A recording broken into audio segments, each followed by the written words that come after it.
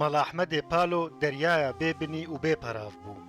تۆرەوانێکی بێداویە، پەیوێن وی سۆسرەتن، زمانێ وی ڕەسەن و ڕەوانە، موزیکە هەلبەستێن وی مرۆڤ سەرمەست دکە و مرۆڤ بڕەوانبێژی و سەحربازیە خوا سەرگەردان دکە. ددەما خوێندنێدا هەلکە هەلک بدەڤ و قڕکا مرۆڤ دکەڤە. لەومە ئەگەر ئەم بێژن پالۆ چراخانەکە هەرتم پێکەتیە یان جیایەکش جیایên کوردستانەیە ئەم کێم دبێژن زێدە نابێژن. مەڵا ئەحمەدێ پالۆ di sala 1920دا li gundê Sêraçûr yê girêdayî Palo li Bakurê Kurdistanê ji dayîk bû.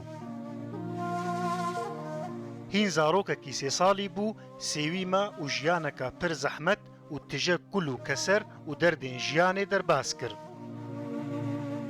Piştre Palo demekê li gundê Weysîkê şivantî kir û berê xwe da bin xetê. Li gundê Xeznayê ma û hate Amûdê û dûre li bajarê Qamişlo bicih bû.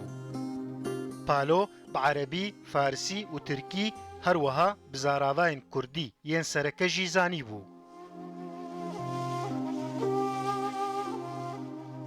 Palo di nihê gulana 1991 de koça dawî kir û li goristana Mehmeqeya li Qamişloyê hate veşartin.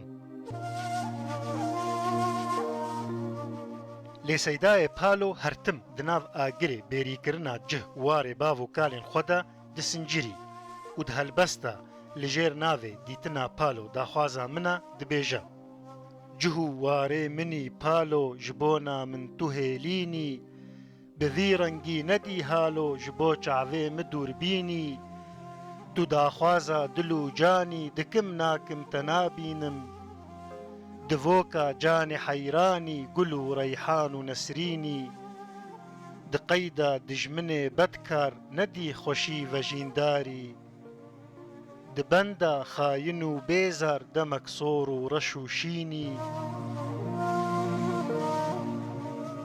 di çola bend û evdalî perîşanî belengazî, di tola şûr û mertalî qecarek xweşî nabînî,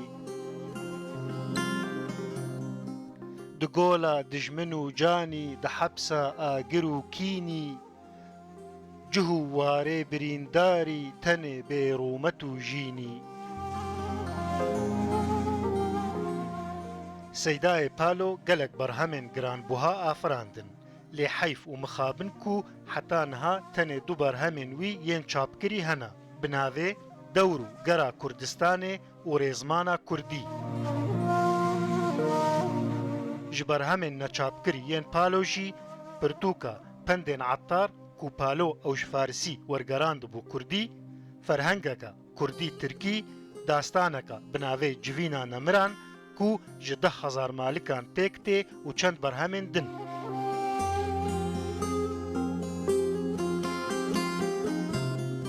Niha xelatek jî bi navê Xelata Mala Ehmedê Palo ji bo afirandinê ji hêla hevbenda rojnamevanan her sal têdayîn û ev xelat heta niha gihîştiya Kasî, Hadî Behlewî, Salihê Heydo, Narîn Umar û Xelîl Sasonî.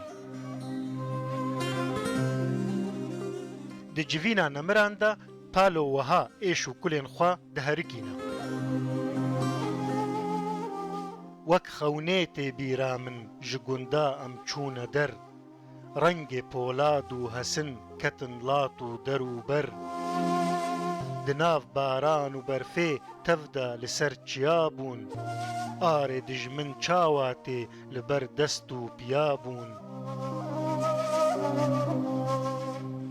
Agir berdav û gundan mêr û jin tev dikuştin, mar û zihak û kundan qîz û kur sêwî hiştin. Berê xwe dabû çolê pîxwas û pîqelaştî, pelê daran ez dixwim ling û destim biraştî.